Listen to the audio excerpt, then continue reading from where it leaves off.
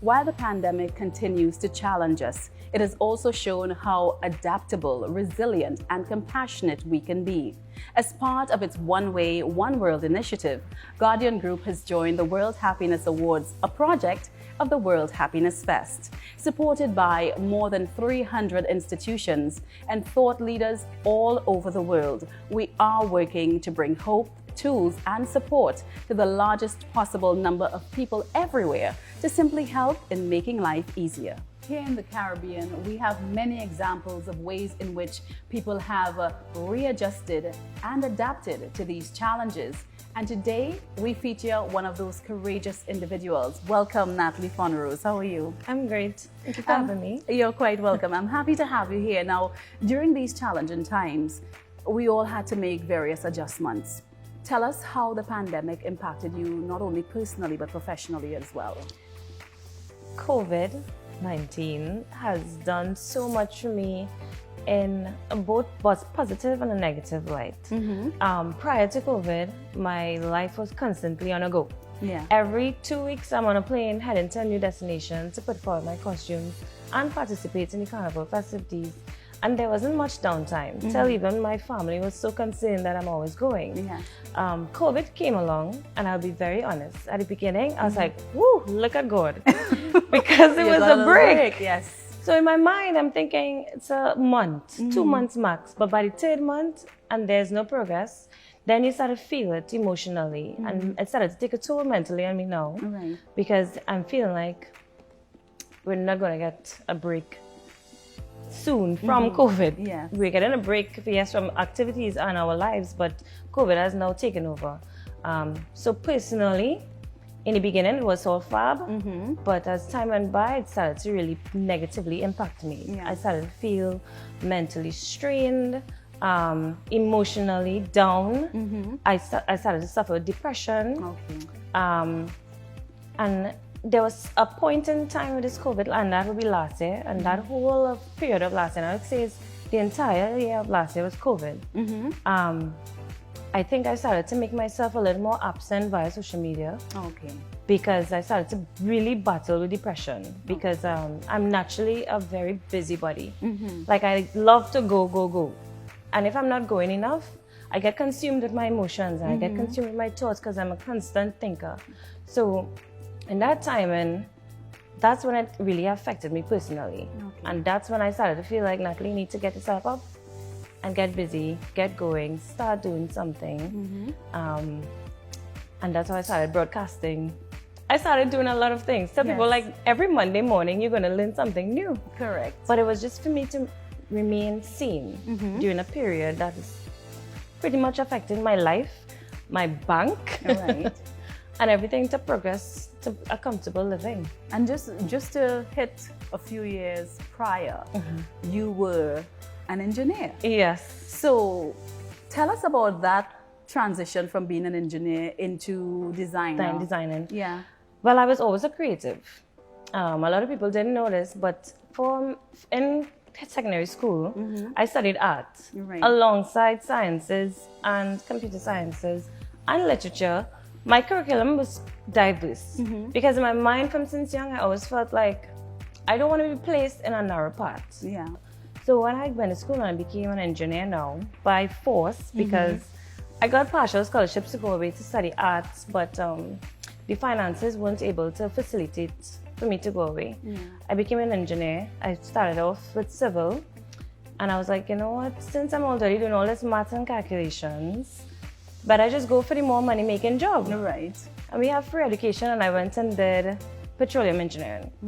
And by the time I'm finished with my petroleum, which is 6 years later, of my whole schooling, I got an opportunity to design a costume, and that was it. Wow. Fate had it that I was supposed to be a designer. Now, Natalie, I know it must have been an act of courage to try something new. How did you transition into this new creative, and how did you know that this shift will actually work? Well, I love beauty, which I've stated before. and wanting to become a creative and stay within my creative realm and get into beauty, I decided to do nails. Okay. But nails currently right now isn't a go-to thing because we are not going out. People aren't doing their hair, but maintenance of self, they are doing. Yes. So not long nails, but they're doing manicures and they're doing pedicures and they are maintaining themselves. So funny enough, I always say this too, be wary of your friends. They can make you or break you. Right. So I have my friend that we speak on so many broad spectrum of things.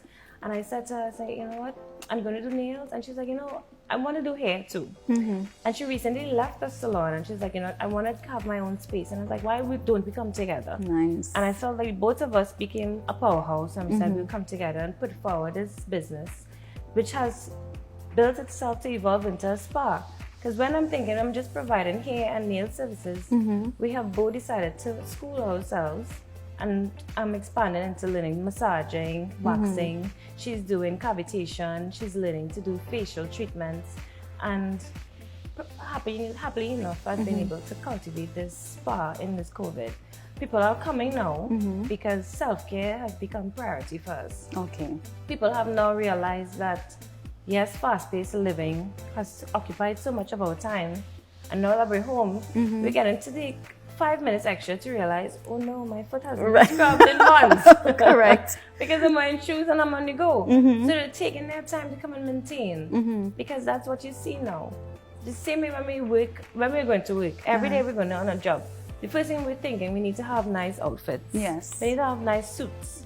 But from the time you realize that you are in your home more often, you see your skin. Yeah, you pay more attention to yourself. Attention to yourself. You see, my hair needs treatment. My feet has been terrible. Correct. Have been neglected for a long time. And these are the things that has contributed to making my business now become successful. Luckily enough, God has been on my side. Beautiful. And I'm very thankful for it because I could have stayed continuing to design, but realistically, you have to be real with yourself. Nothing is selling right now to be going out or partying. We don't have events. We don't have carnival.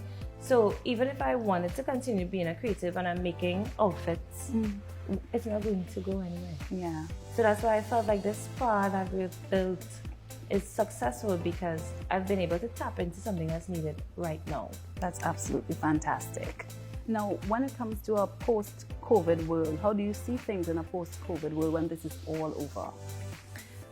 I think in the initial beginning of people getting the freedom to live as they were before, I think people would be still scared. Okay. I think me personally, I get a bit anxious being in crowds or going to places and I feel like I'm rubbing on you. And sometimes I tell my friends, I was like, how did we survive with people speaking so close to our face? Correct. Because the fear was never there before. The fear was never there, but now it's in us. And I think subconsciously it planted. No matter, even if we have the vaccine, people are still going to be so conscious about how easily germs can be spread. Yeah. So I think until we can show examples that, listen, we can live healthy lives, still participating in things that we've done before, then I think things will pick up. But I think when it pick up, whatever I missed out in this 2 years of rest, I'm a double up tenfold. There are a lot of persons who would be listening, hearing you and saying, oh my God, she's so versatile in terms of her professionalism, what she's done transitioning from one into the other. And they may say she's naturally skilled in art and design and I can't do that.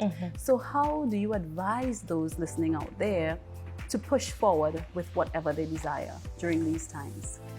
I feel like life, we cannot pinpoint what our strong points are with just looking and thinking. You have to physically attempt things. So I have done many things before. I've tried selling hair, weave, but I'm not a hairstylist. Right. So it did not work in my favor because people will buy the hair but ask for your services and you can't provide it. I've tried many things, believe it or not, that never made it to social media. But I always tell anybody that's willing to get into something new, just dabble, experiment. You have friends, provide free service of whatever it could be. It could be even power washing the yard. You have family. And you'll be surprised that something like cleaning services will pick up into a big business. Yes. You can provide services to corporations, enterprises, and never allow anybody, not even your peer, your companion, your parents, to make you feel like whatever you choose to do in this life is lesser than what they think is better for you. I absolutely love that. Natalie, thank you so much for sharing this with Thank you. us. Really appreciate your story. We invite you to nominate anyone or any organization in the Caribbean for the Global Happiness Awards in the category of COVID-19 support. To nominate, please go to www.worldhappiness.foundation/awards. And to vote, please visit happinessawards.submittable.com/gallery and click on the COVID-19 category. One way, one world, Guardian Group. Live easy.